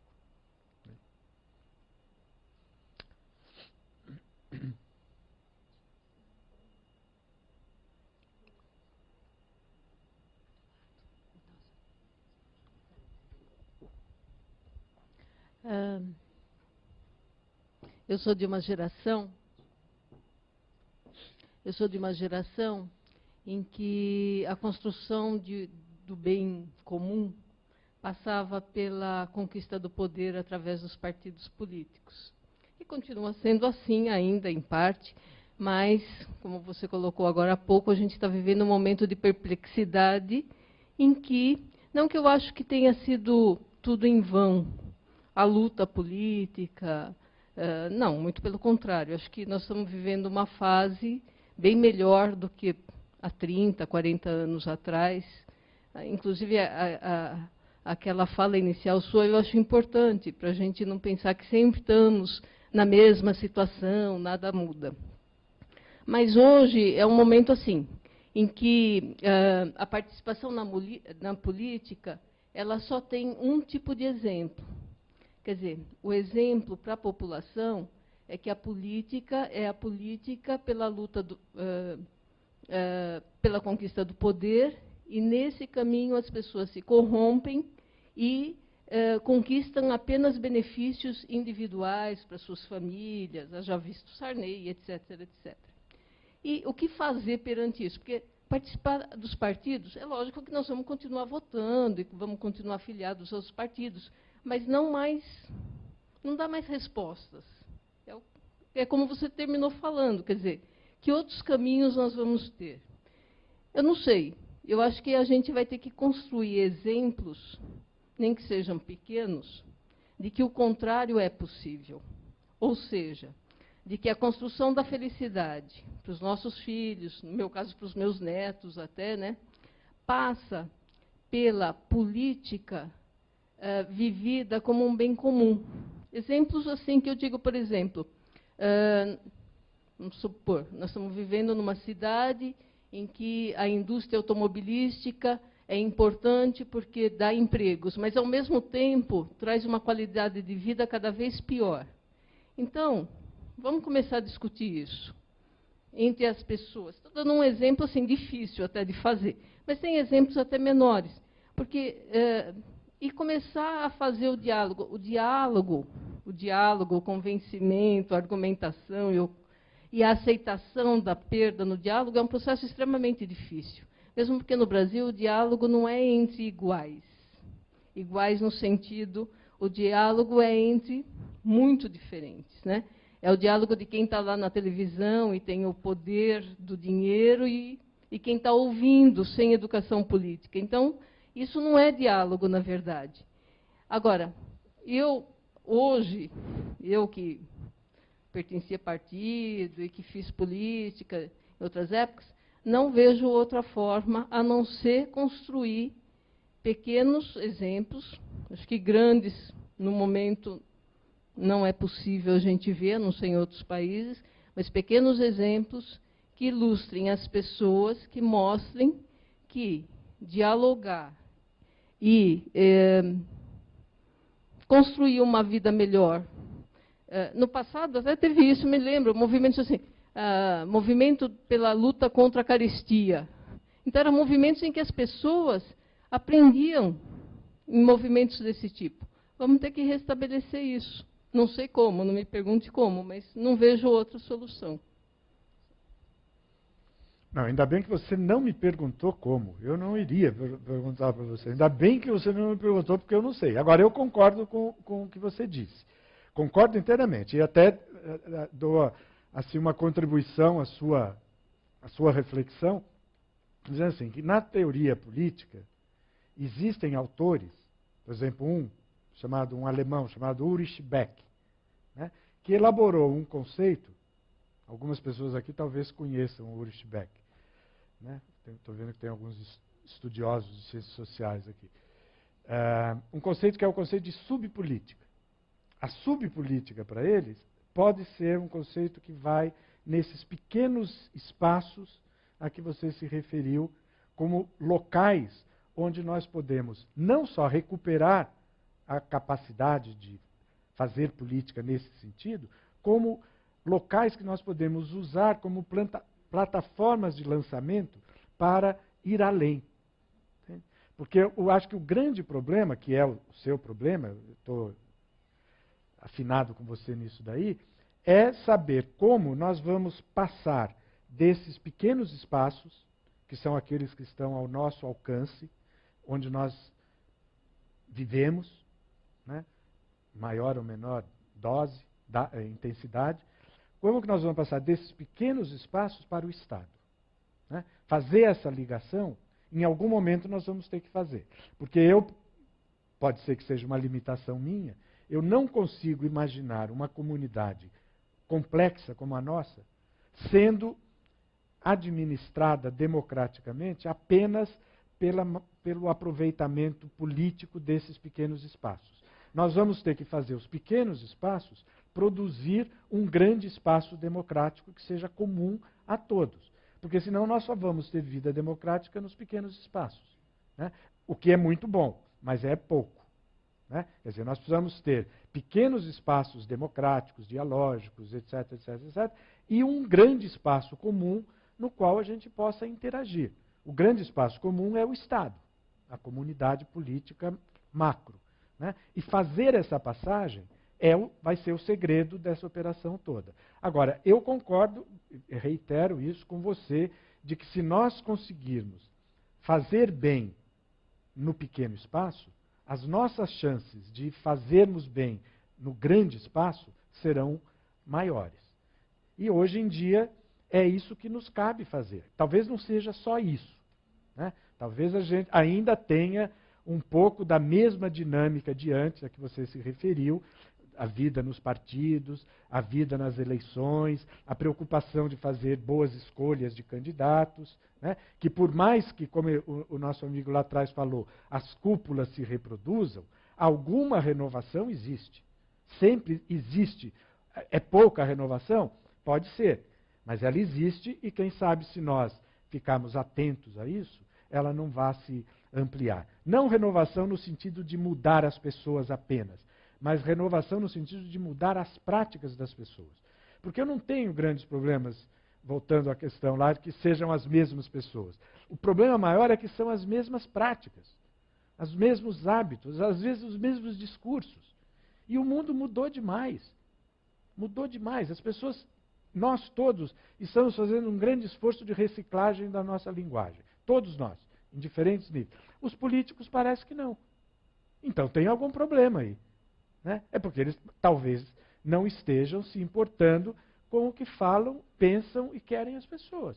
Eles falam uma linguagem cifrada entre eles, que não resolve nada e deixa todo mundo insatisfeito. Né? Então eu acho que esse é um pouco o problema. Eu acho que nós temos que lidar com tudo isso.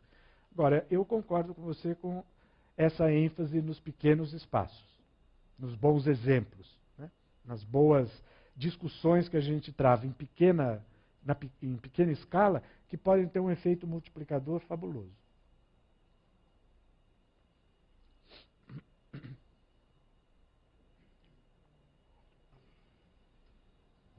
Boa noite. A minha impressão é que o Brasil tem 510 anos e parece que 490 desses 510 foram feitos por aquela cultura que vem desde que o Gilberto Freire fala, que enfim, o Sérgio Buarque fala e outros. E pegando o governo Fernando Henrique para cá, parece que foi agora que a esquerda mais ou menos pegou o poder, vamos dizer assim. Então, o que me parece é que é um baile de debutantes, especificamente no Brasil, não estou nem me referindo ao mundo, é um baile de debutantes em que tem dois debutantes, ou duas debutantes, no caso, né? Tem a esquerda, pela primeira vez, né, no poder, dançando uma valsa e dando uns chutes, de vez em quando errando passe, e a oposição parece que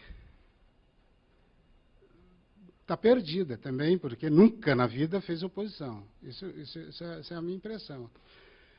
Só que o partido, por exemplo, no caso o PT, que é um partido que veio lá das bases, né, que rachou, por exemplo, a ditadura militar, ele de uma forma, ele entrou num liquidificador e se transformou nisso que está aí também, né?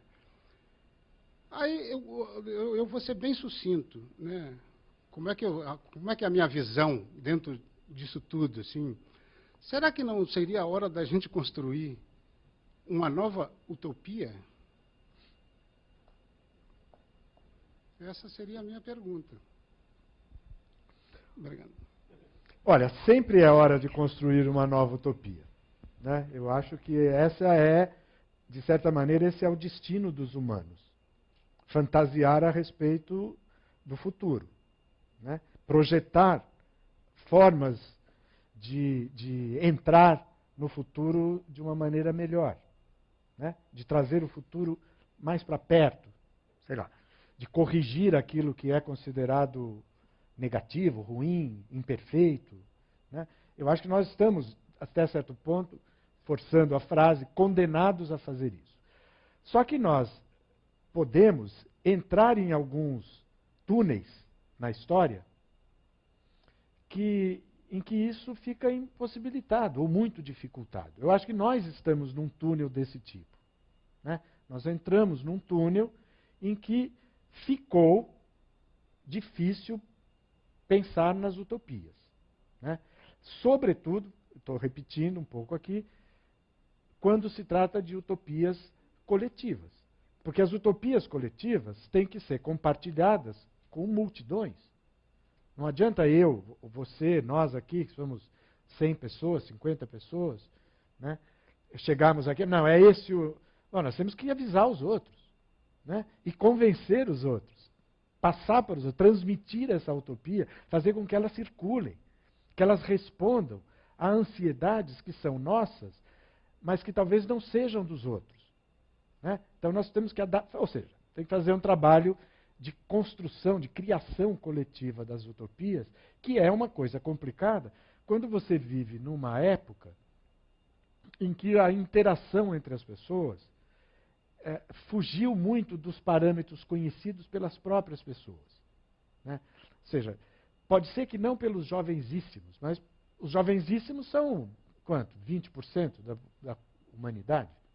30%? E o resto, que não são jovenzíssimos? E que não sabem o que fazer com iPods, telefones celulares, computadores, televisores digitais e essa parafernália toda eletrônica que ocupa a cabeça de muita gente e que tem sido uma das formas típicas de interação, né? Quer dizer, é uma vantagem isso daí, mas é também um problema, Porque isso, por exemplo, torna um diálogo fundamental nas comunidades, que é o diálogo entre jovens e velhos, complicado.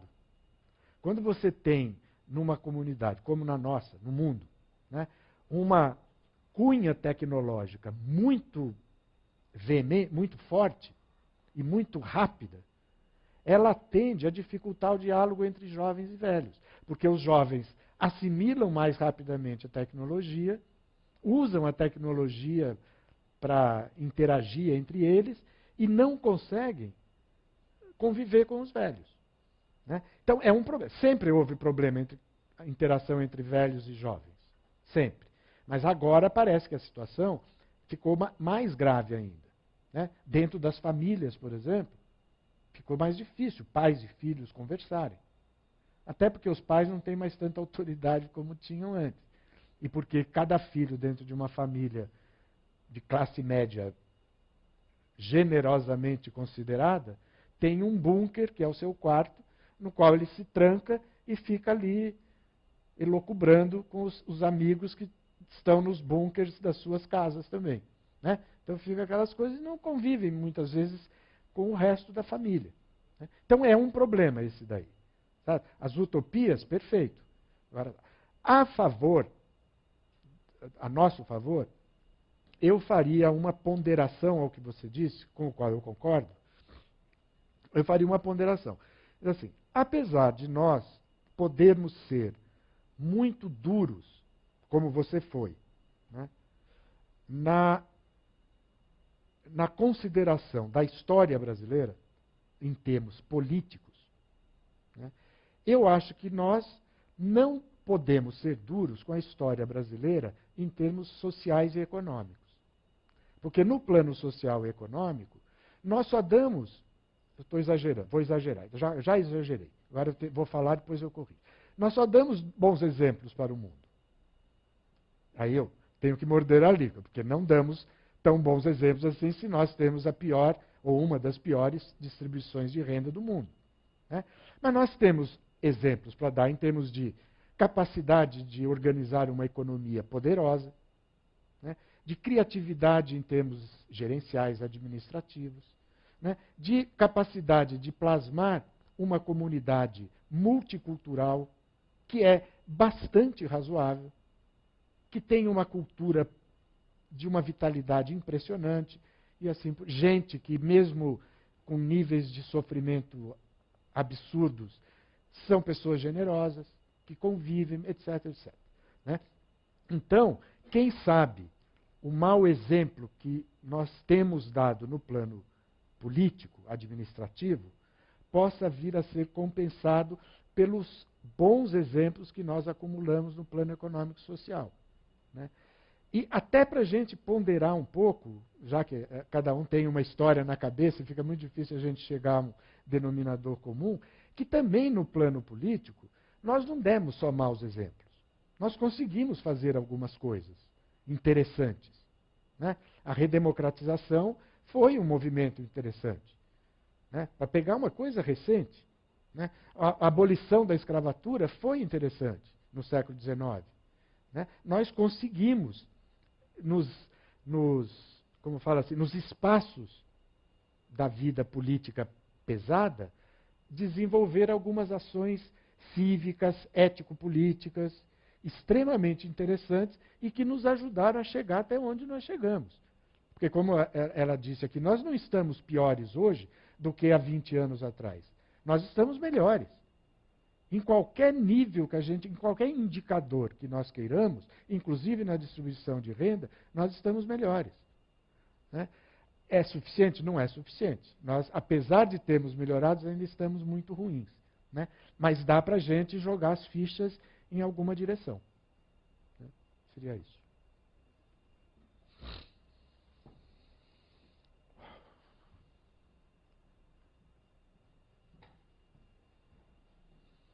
Vou ficar bêbado com essa água de coco aí. Que horas são? Que horas são? Boa noite, Marco. Meu nome é Felipe, editor do site da CPFL Cultura. A gente está transmitindo essa palestra online agora ao vivo. E chegou uma pergunta do Gilberto Ferreira, ele é policial militar em Piracicaba. Ele comenta sobre uma campanha da PM cujo objetivo é, após uma abordagem, explicar às pessoas o motivo pelo qual elas estão sendo paradas. E ele faz um relato. Eu percebi a surpresa das pessoas após a abordagem, algo como, nossa, que polícia educada. Desse ponto de vista, a campanha tem êxito. Mas esse receio do cidadão diante de uma figura que, na maioria das vezes, nos remete à imagem de perseguição, de perigo, de carrasco, não é, de certa forma, uma característica de uma má formação política da nossa sociedade? Eu gostaria que você fizesse um comentário sobre esse diálogo entre instituições e cidadãos. Não, eu só tenho a agradecer ao Gilberto, né, por ter encaminhado isso, porque certamente nos convida a todos nós aqui a pensar numa face da sociedade brasileira, da nossa vida cotidiana, que é extremamente importante. Porque essa relação que ele está trazendo para cá não é de uma instituição qualquer, é da polícia, né, que é uma instituição que tem, digamos assim, um peso específico particularmente forte na sociedade brasileira, né? Quer dizer, é um problema para nós. A polícia, a questão da segurança, é um problema. E é, sem dúvida nenhuma, algo que só pode nos dar esperança, vamos dizer assim, o relato como o que ele faz. Não porque o popular, o cidadão, possa eventualmente ter receio de não entender a abordagem da polícia, mas porque ele relata uma mudança no modo de proceder da polícia, né, que não é algo que nós vejamos ou sobre o qual nós tenhamos informação todo dia. Normalmente a informação que a gente tem é que a polícia não aborda, né? A polícia prende ou faz qualquer outro tipo de ação. Ele está dizendo não, que a polícia aborda. E eu sei, a minha universidade é uma coisa inclusive meio inédita, a USP faz algo também nesse sentido, tem se preocupado em participar de cursos, oferecer cursos para os policiais, no sentido de levar a eles esse patamar de civismo que é indispensável para que uma população possa interagir com uma instituição dedicada à ordem de uma maneira positiva, né? Então, eu acho muito bom que ele traga esse problema, e eu concordo com a pergunta, eu respondo de uma maneira que eu imagino que seja dele. Eu acho que há uma deficiência no cidadão brasileiro em relação a isso. Há uma falta de cultura cívica. Mas há também, no cidadão brasileiro, um pouco de experiência histórica, né? Porque a polícia no Brasil não tem se qualificado ao longo do tempo como uma força do bem, como uma coisa que esteja ao lado da população, né? Eu não precisaria ir muito longe, eu poderia lembrar o Chico Buarque, né? Chama o ladrão. Não é isso que a música dele fala? Chama o ladrão. O brasileiro sempre foi assim, se tem ladrão e a polícia, talvez seja melhor ficar com o ladrão. Eu não sei o que vem ali, né? E eu não estou falando isso, evidentemente, para polemizar com o Gilberto, apenas para concordar com ele. Quer dizer, eu acho que há um esforço, deve haver um esforço de introjeção de cultura política, de cultura cívica política, nas instituições também. Porque delas pode partir uma mudança, uma sinalização de novo tipo. E com isso ajudar a que os cidadãos mudem a sua maneira de pensar também, né?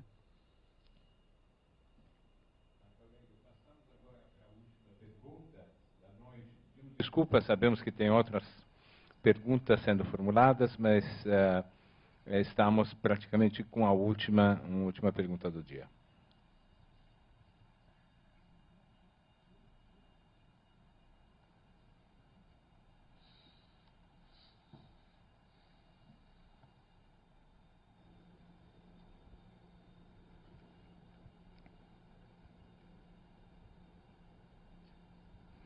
Olá, boa noite a todos. Meu nome é Ricardo. Boa noite, Marco Aurélio. Tudo isso que vem sendo discutido, que é da mais absoluta importância e relevância, mas eu acho que talvez ainda no fundo da educação fica uma questão muito importante. nós estamos todos aqui hoje reunidos para falar de política e viemos aqui motivados por uma palestra que fala sobre política. Porém, devido a todo o histórico que ocorre no país, digo da situação do Brasil, de um bom tempo para cá, desde acho que talvez até de antes da ditadura, eu não sou dessa época, mas estudei um pouquinho, eu acho que te remete sempre vivenciamos uma ditadura. Antes a militar e hoje, de uma certa forma, a ditadura de um partido ou de alguns partidos, onde eu não critico o partido, mas onde o centro é o PMDB. Sempre o PMDB está no governo. Por quê? Porque ele é o maior partido. Ele tem a maior representatividade. Então, eu acho que, como já foi explanado aqui, a sociedade civil, ela realmente precisa se organizar, ela precisa gerar volume, porque numa democracia o que manda é um voto.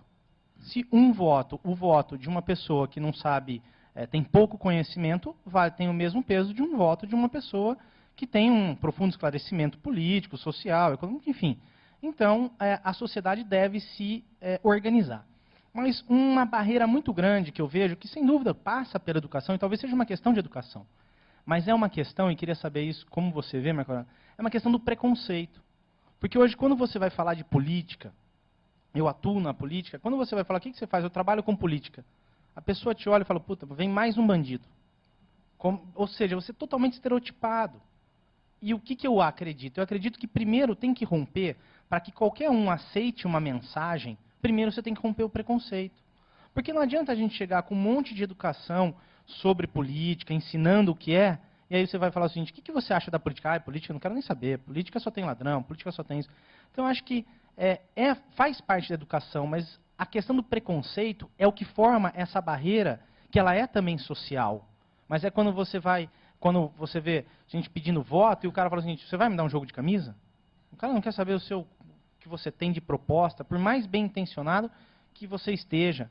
Então eu acho que a questão do preconceito contra a política, que vem sim da histórica, como exatamente estava dizendo na questão da polícia, porque é a mesma coisa. Houve uma repressão, essa repressão foi militar há um tempo atrás, então todo mundo viu uma repressão, e a polícia, ela vem, é uma polícia militar. Então aí fica, e aí vem a corrupção dentro da política, ou seja, o que mostra o medo, o receio sobre a polícia, que não deve existir, pelo contrário. E a mesma coisa sobre o político. Não que eles que estão lá hoje são a solução do nosso problema, mas a nossa consciência. Só que se não romper o preconceito, como nós vamos chegar à informação? Sendo que você vai passar uma informação, vai entrar num ouvido e sair pelo outro. Eu queria saber como que você acha, quais seriam algumas ferramentas, enfim, o que você discorre sobre a questão do preconceito contra assuntos políticos? Porque se a gente fosse falar de futebol, eu acho que aqui talvez estaria lotado. E infelizmente a gente está falando de política e nós poderíamos ter muito mais coro. Mas por quê? Por causa do preconceito, porque a pessoa acha política. Muito obrigado, boa noite. Bom, você pode imaginar, né? Porque muitas vezes pessoas me perguntam, o que você faz? Eu sou professor, né? Professor do quê? Professor de política. Pronto, já fecha o ambiente, né? De certa maneira, você tem razão. Quando fala, professor de política? O que é isso, né? Então, eu diria assim, quando eu explico para algumas pessoas do que se trata, a conversa muda. As nuvens pesadas se desanuviam. Entende? Então, eu acho que você tem toda a razão com relação ao preconceito. Agora, o preconceito é uma coisa que nasce de um mau exemplo, no caso específico. É um problema de compreensão, portanto, é um déficit cultural que se tem, não de inteligência, de cultura, que nunca valorizou de modo pleno a política, né, e, portanto, levou as pessoas a não elaborar a sua consciência política adequadamente, e é uma questão que tem a ver com os maus exemplos que têm sido dados, e que acabam, de algum modo, reforçando essa deseducação, essa má formação cultural de base, né, que está na maioria das pessoas, ou em muita gente. Né? Você vê como a coisa é complicada, que até mesmo você que não tem preconceito contra a política, né, porque senão você não teria levantado a questão, você aproxima a situação atual de uma ditadura. Né? Quer dizer, eu não estou te criticando, quer dizer, até estou, né? Mas não é essa a minha intenção. Quer dizer, nós temos qualquer coisa hoje no Brasil, menos algo que possa ser aproximado a uma ditadura. há um excesso de PMDB no ar? Eu concordo com você que há. Né? Mas o PMDB não opera ditatorialmente. Ele opera por eleições, fazendo política. Né? A gente pode não gostar do modo como o PMDB ou qualquer outro partido, falando do PMDB porque você disse, né? Mas ele não age, digamos assim, nos forçando, me impedindo de falar, me prendendo, só porque eu não penso como o PMDB. Eu tenho condição de votar, tanto que eu voto. Nós todos votamos em partidos que não são o PMDB, eles existem. Então não há uma ditadura. Mas o mal-estar, muitas vezes, nos leva, através de uma etiqueta como essa, a nos afastar dessa situação. Não é o seu caso, né? Porque você não está se afastando, você está olhando isso e dizendo, não, eu tenho que intervir nessa situação para mudá-la. Né? É uma coisa altamente louvável. Mas muita gente pode olhar isso e perceber, digamos assim, um convite não feito. Vocês não estão me convidando para essa festa, eu não sou bem-vindo nesse ambiente. E é aí que a política se fecha e perde os canais de comunicação com a sociedade. Né? Com isso, o preconceito aumenta. Como cortar esse problema é uma questão difícil.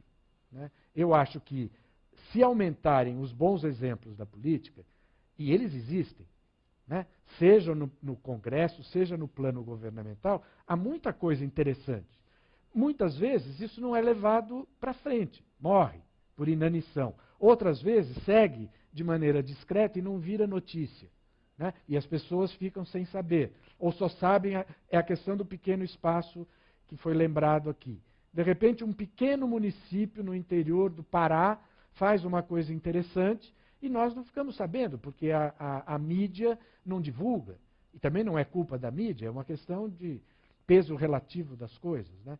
Então, eu acho que a gente teria que construir um mega periscópio para mapear esse território brasileiro todo, descobrir as boas coisas e fazer com que isso sirva de base para que a gente proclame uma política nova que já está em ação, que não precisa ser necessariamente inventada num gabinete ou numa sala de debates como essa daqui, mas que já está em ação porque a criatividade das pessoas, a honestidade das pessoas existe.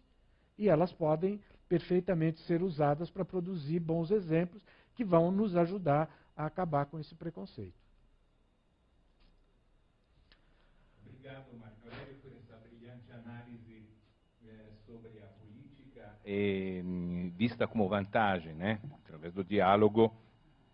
E lembramos a todos vocês que na próxima terça-feira teremos a conclusão desse módulo, Marco Aurélio Nogueira, com o futuro da política. Portanto, para fechar esse módulo, aguardamos todos vocês a próxima, dia 25 de agosto, terça-feira. E agendem a sua semana que vem, desculpem, essa semana, na próxima quinta e sexta-feira. Nós temos quinta-feira, nós temos dia 20 de agosto, recebemos também Invenção do Contemporâneo, o mal-estar na globalização, Lacan e as luzes, com nada mais, nada menos que além Gros Richard, que é um francês, um filósofo francês, lacaniano. Então teremos a oportunidade de ter esse grande nome aqui na próxima quinta-feira. E sexta-feira, dia 21 de agosto, Café Filosófico com Ana Verônica Mautner e a participação de Contardo Caligares sobre sonhos de meninos, sempre sobre a crise do macho, que se encerra daqui mais uma semana. Então, com todos vocês, contamos com a presença de vocês, desculpem, na próxima quinta e sexta-feira e na próxima terça da semana que vem. Gostaríamos de concluir agradecendo particularmente ao nosso excelente convidado pela grande, digamos, possibilidade que nos dá de refletir sobre um tema tão complexo como é a política nos dias de hoje. Muito obrigado. Eu gostaria de concluir com um aplauso simpático.